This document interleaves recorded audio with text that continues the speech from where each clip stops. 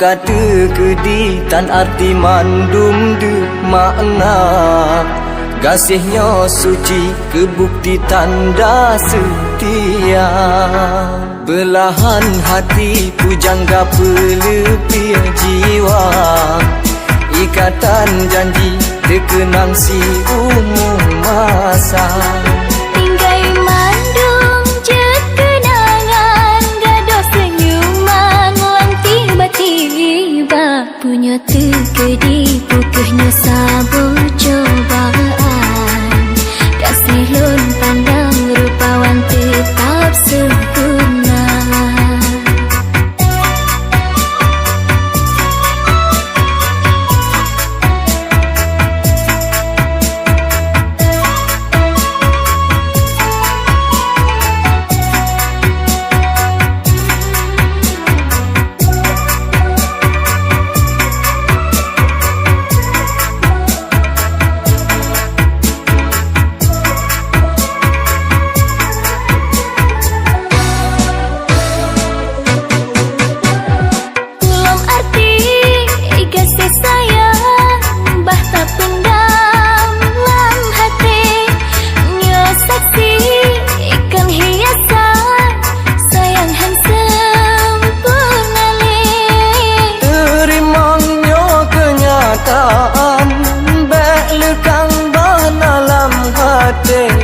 Tak salop lam jiwa badan, tak simpan lam leboh hati. Kan karena gaselan petun tetap mesarem, gase yang tabah. Nyo kata kedi tan arti mandung deh makna.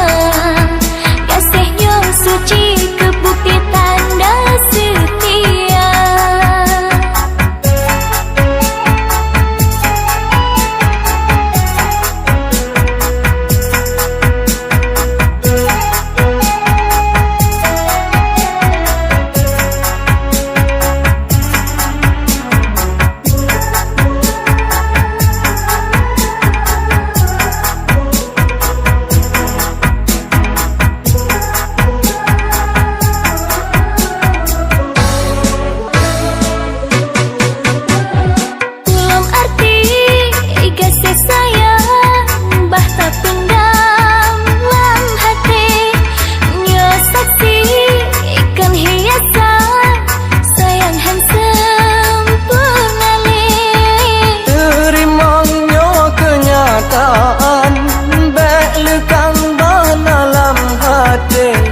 Tak salop lam jiwa badan, tak simpan lam leboh hati. Kan karena gaselan petun tetap mesarem, gase yang tabah. Nyo kata kedi tan arti mandung deh makna.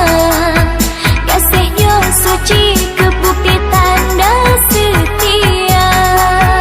Kan karena gaselan petun tetap mesarem, gase yang tabah. Nyo kata kedi tan arti mandum de makna.